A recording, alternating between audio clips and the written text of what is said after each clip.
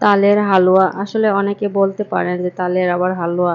আসসালামু আলাইকুম, সবাই কি অবস্থা, কেমন আছেন? আর অনেকে হয়তো প্রশ্ন করতে পারেন যে তালের হালুয়া, এখন তালের তো শ্বাসের সময়, এখন এই তালের গোটা কি করে এসলো।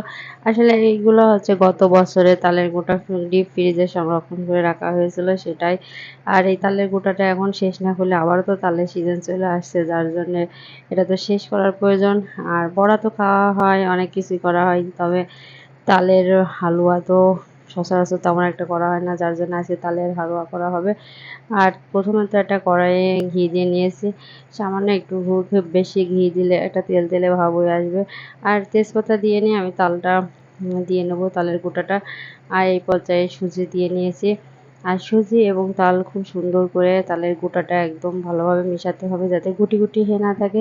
আর গুটি গুটি হয়ে থাকলে একেবারে দলা পাকা পাকা হয়ে থাকবে, যার জন্য একদম ভালোভাবে মিশিয়ে নিতে হবে। এই পর্যায়ে দিয়ে দিয়েছি স্বাদ মতো লবণ। আর মিষ্টিতে তো লবণ না দিলে চলেই না। আর মিষ্টির সাথে লবণ থাকলে আরও মিষ্টিটা বেশি খেতে ভালো লাগে।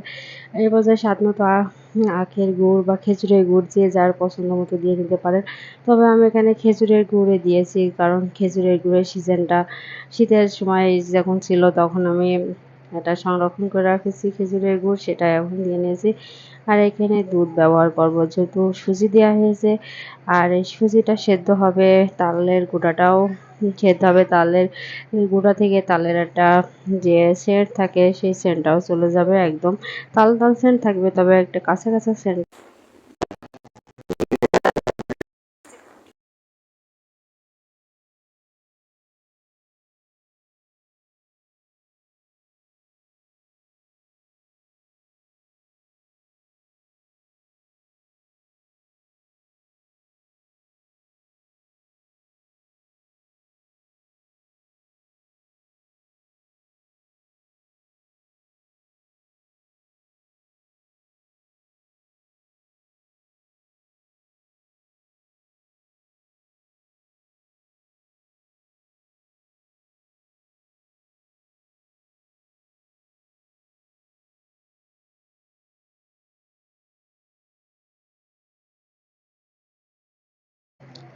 তালের হালুয়া আসলে অনেকে বলতে পারেন যে তালের আবার হালুয়া। আসসালামু আলাইকুম, সবাই কি অবস্থা, কেমন আছেন? আর অনেকে হয়তো প্রশ্ন করতে পারেন যে তালের হালুয়া, এখন তালের তো শ্বাসের সময়, এখন এই তালের গোটা কি করে এসলো। আসলে এইগুলো হচ্ছে গত বছরে তালের গোটা ডিপ ফ্রিজে সংরক্ষণ করে রাখা হয়েছিল, সেটাই। আর এই তালের গোটাটা এখন শেষ না করলে আবারও তো তালের সিজন চলে আসছে, যার জন্য এটা তো শেষ করার প্রয়োজন। আর বড়া তো খাওয়া হয়, অনেক কিছুই করা হয়, তবে তালের হালুয়া তো সচরাচর তেমন একটা করা হয় না, যার জন্য আজকে তালের হালুয়া করা হবে। আর প্রথমে তো একটা কড়াইয়ে ঘি দিয়ে নিয়েছি, সামান্য একটু খুব বেশি ঘি দিলে একটা তেল তেলে ভাব হয়ে আসবে। আর তেজপাতা দিয়ে নিয়ে আমি তালটা দিয়ে নেবো, তালের গোটাটা। আর এই পর্যায়ে সুজি দিয়ে নিয়েছি। আর সুজি এবং তাল খুব সুন্দর করে তালের গোটাটা একদম ভালোভাবে মেশাতে হবে, যাতে গুটি গুটি হয়ে না থাকে। আর গুটি গুটি হয়ে থাকলে একেবারে দলা পাকা পাকা হয়ে থাকবে, যার জন্য একদম ভালোভাবে মিশিয়ে নিতে হবে। এই পর্যায়ে দিয়ে দিয়েছি স্বাদ মতো লবণ।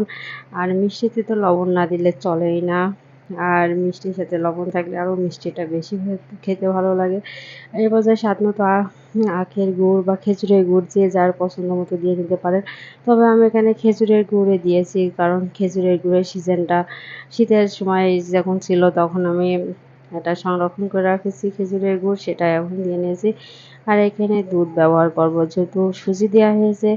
আর এই সুজিটা সেদ্ধ হবে, তালের গুঁড়াটাও সেদ্ধ হবে। তালের গুঁড়া থেকে তালের একটা যে সেন্ট থাকে, সেই সেন্টটাও চলে যাবে একদম।